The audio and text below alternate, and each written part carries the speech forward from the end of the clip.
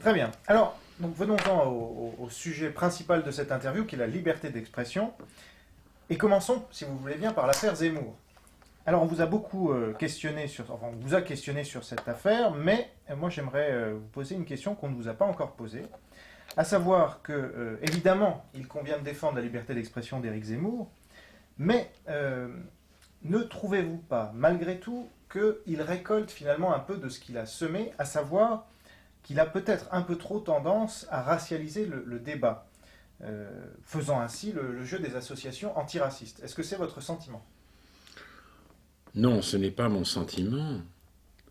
Il y a des choses que je n'apprécie pas beaucoup chez Éric Zemmour.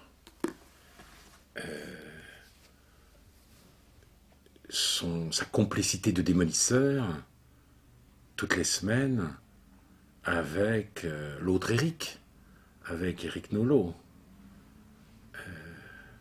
Je trouve aussi que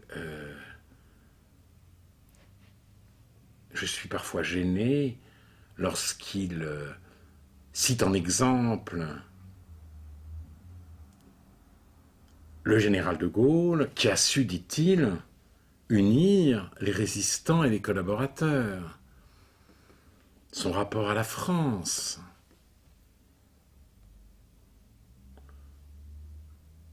Le peu de cas qu'il fait dans sa vision du monde, de sa propre origine. Mais je ne l'accuserai pas de racialiser le débat. Je pense que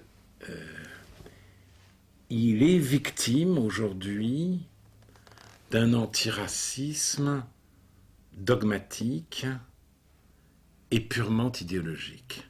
C'est le grand malheur de l'époque. Cette dogmatisation, cette idéologisation de l'antiracisme. Car on ne peut pas, évidemment, rêver, imaginer principe moral plus indispensable que celui-là. Qui pourrait transiger avec l'exigence antiraciste? Personne. Nous le savons.